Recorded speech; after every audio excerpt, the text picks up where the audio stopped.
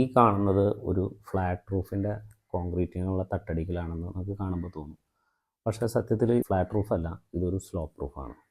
എന്ന് വെച്ച് കഴിഞ്ഞിട്ടുണ്ടെങ്കിൽ ഇതിൻ്റെ ടോട്ടൽ ഒരു മൂലയ്ക്കിൽ നിന്ന് മറ്റൊരു മൂലയിലേക്ക് വരുന്ന ഹൈറ്റ് ഡിഫറൻസ് എന്ന് പറയുന്നത് 3 ഇഞ്ചാണ്. അതായത് ഒരു 3 ഇഞ്ച് സ്ലോപ്പാണ് ടോട്ടലുള്ളൂ.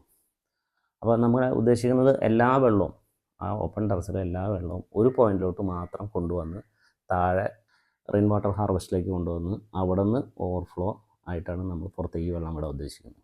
അപ്പോൾ ഇത് പറയുമ്പോൾ വളരെ 3 ഇഞ്ച് സ്ലോപ്പ് എന്ന് പറഞ്ഞു കഴിഞ്ഞാൽ നമുക്ക് സിമ്പിളായിട്ട് തോന്നും. പക്ഷേ ഇത് അത്ര എളുപ്പമുള്ള കാര്യമില്ല.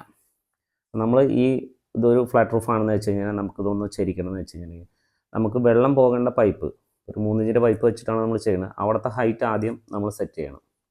അത് സെറ്റ് ചെയ്ത് മൂലകളിൽ 3 ഇഞ്ച് ഹൈറ്റുകളിൽ വെച്ചിട്ട് ഇവിടെ 3 ഇഞ്ച്, ഇവിടെ 3 ഇഞ്ച്, ഇവിടെയാണെങ്കിൽ ഒരു 1.5 ഇഞ്ച് വെച്ചിട്ട് ഹൈറ്റ് നമ്മൾ നൂല് കെട്ടിയതിന് ശേഷം ഈ ഇടയിൽ വരുന്ന ബെഡ്റൂമുകളിലൊക്കെ ഭിത്തികളുണ്ടല്ലോ, അതിൻ്റെ ഹൈറ്റ് ഈ ചരട് എവിടെയാണോ വരുന്നത് ആ ഹൈറ്റ് വെച്ചിട്ട് നമ്മൾ മാർക്ക് ചെയ്തിട്ട് വേണം ഇതൊക്കെ കറക്റ്റ് ചെയ്ത് പോകാൻ.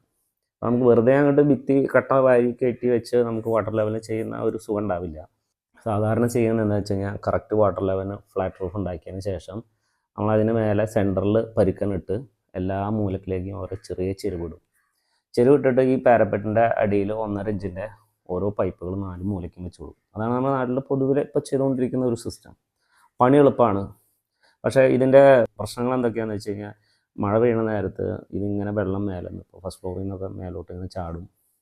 പിന്നെ നമ്മൾ ആ പൈപ്പ് ഇങ്ങനെ തള്ളി നിൽക്കും. വെള്ളം ചാടുന്ന കാരണം നമ്മൾ താഴോട്ട് പൈപ്പ് ഡ്രോപ്പ് ചെയ്തിടേണ്ട വരും. അപ്പോൾ അതൊക്കെ വീടിൻ്റെ കാണാനായിട്ട് വൃത്തികേടാണ്, കുറേ PVC പൈപ്പുകൾ ഇങ്ങനെ തൂങ്ങിക്കിടക്കുന്നത്.